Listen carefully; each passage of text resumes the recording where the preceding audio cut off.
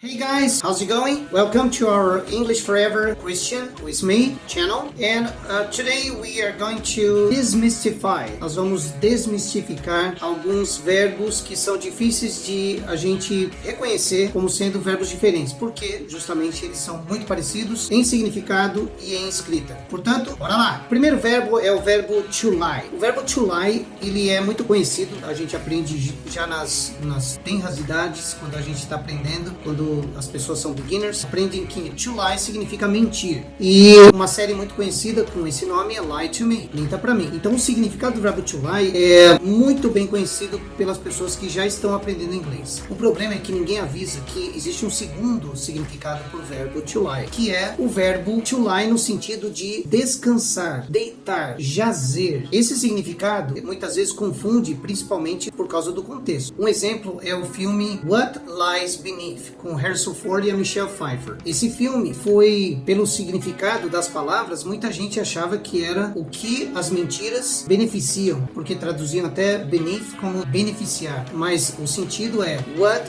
lies beneath, o que está lá no fundo do mar. No caso do filme é do mar, então beneath é lá embaixo, lá no fundo, e lie significa onde está, onde descansa, o que descansa lá no fundo. Depois eu não quero dar nenhum spoiler do filme, que na verdade é uma pessoa que é morta e está lá no fundo de um lago, então é mais ou menos isso. Então o lie aí não tem nada a ver com mentira. Esse significado é um significado até meio oculto para aqueles que estão começando a aprender inglês. Então no dicionário você vai encontrar lie 1 e lie 2, que é justamente isso.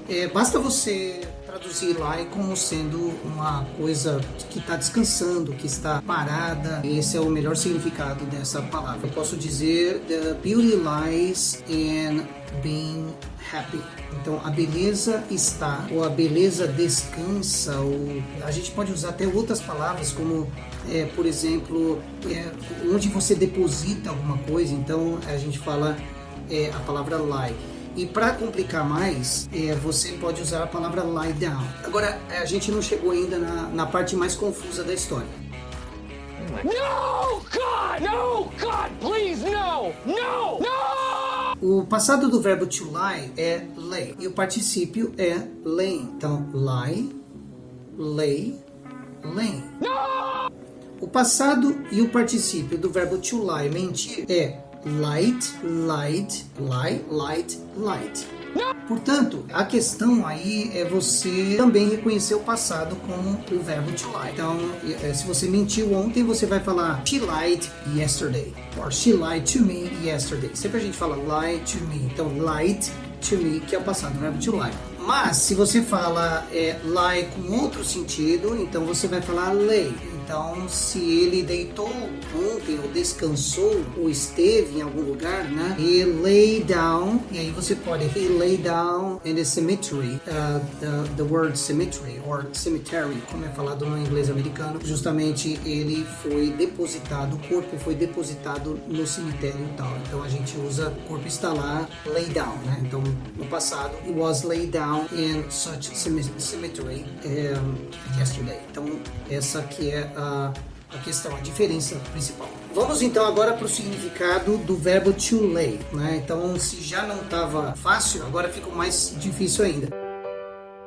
O verbo to lay existe, e o verbo to lay é muito parecido com o verbo to lie. O verbo to lay significa você reclinar. E qual é a diferença de você falar to lie and to lay? Lie and lay. A diferença, a nuance é que o verbo to lie é intransitivo, ou seja, ele não precisa de nada na frente dele. O verbo to lay precisa. Então, se eu falar eu vou reclinar ou eu vou colocar alguma coisa, eu vou falar assim, I laid the plates on the table. I laid plates on the table. Significa, o passado do verbo to lay é laid. Lay, laid, laid. Isso é muito intrigante, porque você tem o verbo to lie e você tem o verbo to lay. E o passado e particípio deles são diferentes. Lie, lay, lay, lay, laid, laid. Para facilitar você reconhecer esses dois verbos, basta você substituir o verbo to lie pelo verbo to rest e substituir o verbo to lay pelo verbo to put. Por exemplo, she puts some books on the tables. She lays some books on the tables. She puts.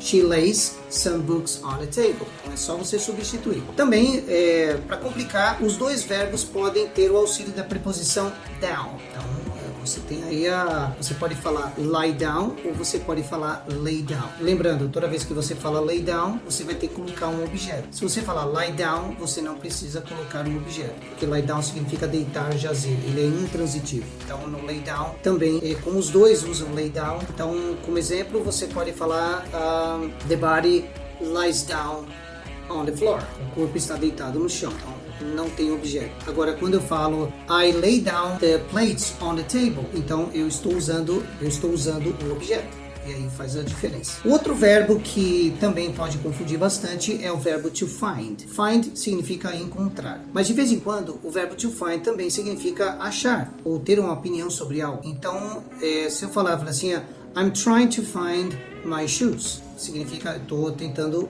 encontrar os meus sapatos. Mas se você fala I find very difficult to do this homework, então eu acho muito difícil fazer essa lição de casa. Então tem essa nuance. Passado do verbo to find, não importa como você fale, é found, e o particípio é found também. É importante saber isso, porque também existe o verbo to found. O verbo to found significa fundar. E se você falar o passado do verbo fundar, é founded. O particípio também é founded. Então, se eu disser São Paulo foi fundada em 1514. São Paulo was founded in 1514. Então, São Paulo was founded in 1514. Então, ela foi fundada em 1514. A palavra fundado é isso. Pode também falar fundar, ele fundou, he founded, e pode ser também a voz passiva, it was founded.